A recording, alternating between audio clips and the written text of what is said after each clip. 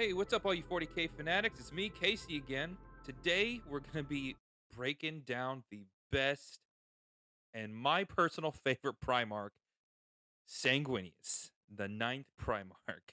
So, I'm just too eager to do this, so let's just jump right into it, okay? It is not the descent towards the shadow, nor the rise toward the light that makes us superior. It is the endless struggle between the two that greatness of character lies. We are tested and we do not break.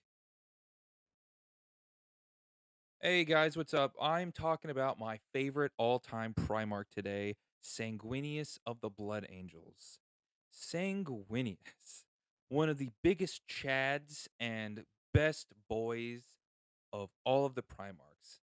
He was the Golden Hawk Boy. And let's go into how his origins kind of kicked off. Sanguinius's origin started on a planet known as Baal Secundus. Back in the day when the Emperor had his baby Primarchs in their gestation capsules, and Chaos Boy says, Yeet! They were taken into the warp and scattered throughout the galaxy. Sanguinius ended up on the planet known as Baal Secundus, which was a small moon, one of two which orbited a planet known as Baal. Now, Baal and its moons all sucked. They were Mad Max to the max. I mean, these planets were without a doubt irradiated and blasted wastelands. There's no better way to say it. Honestly, these places couldn't be worse. They were dry, arid wasteland. Nothing grew there. The population had packs of roaming mutants scattered around the planet, vying for control, and pockets of highly irradiated areas that would just kill you outright. It is not really known how this came about. Most people think that it was sort of a nuclear arms race that happened between the planet of Baal and its two moons sometime during the Age of Strife or the Golden Age of Technology, and they all just bombed each other into, being cave people.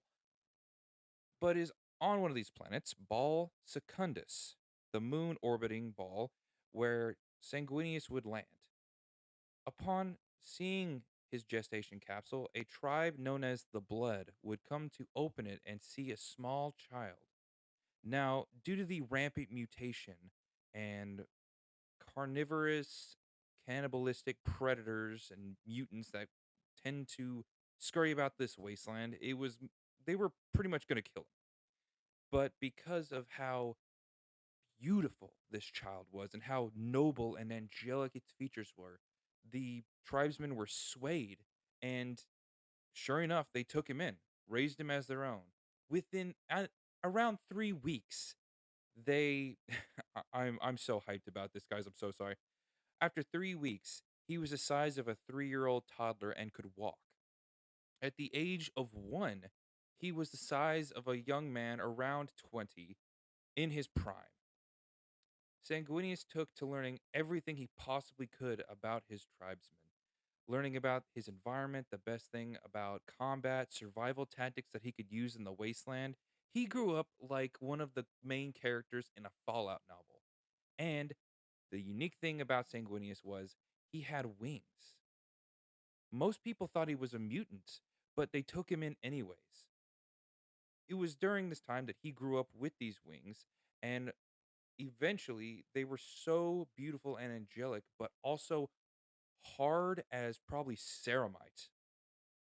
It is often said that they were as strong as the Imperial Aquila upon which most Space Marines wore their armor.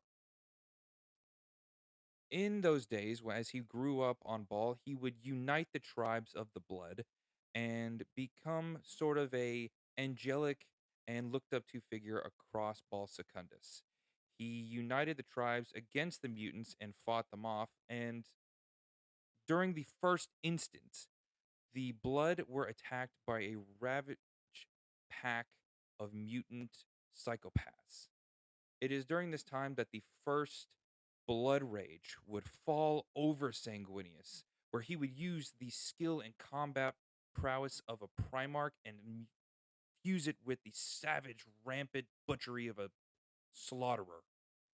He would kill them to the last man, and it terrified the tribesmen, but they still saw him as their leader. Over time, the people of Baal Secundus would know more peace and harmony throughout their people and unite their warriors to fight off the random crappiness of Baal Secundus. So, Sanguinius became sort of a messiah, sort of a god in their eyes. They saw him as the great savior. It was one day that eventually a stranger would show. And we all know who this was. It was the emperor. He landed on a place somewhere near where Sanguinius was giving a great speech. He then followed all these warriors that were gathering across Baal Secundus to a grand amphitheater that had been carved out of the red rock of the mountains. Sanguinius rose before his people among this crowd of warriors. A giant in golden shining armor looked at him, and he addressed his people and gave such a grand speech that everyone cheered. And at the apex of this speech, he flew into the sky and above his warriors, and they all gave a uniting shout of not just hope in him, but hope in a better future.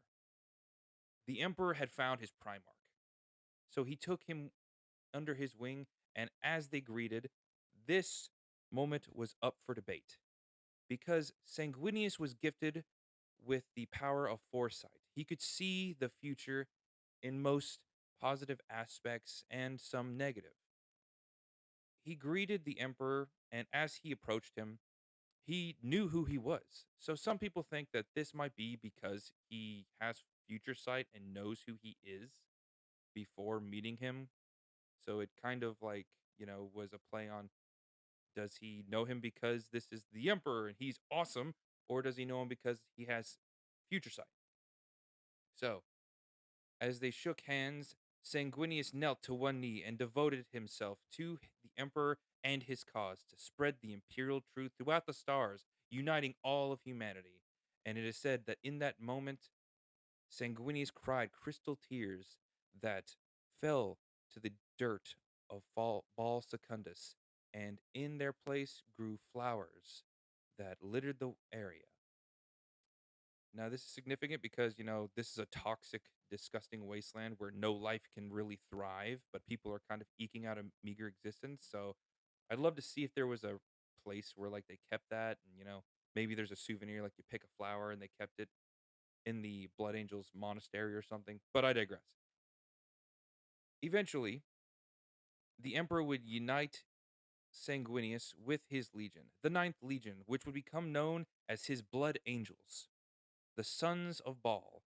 He would then start recruiting from his homeworld of Baal Secundus, its moon, and of Baal itself.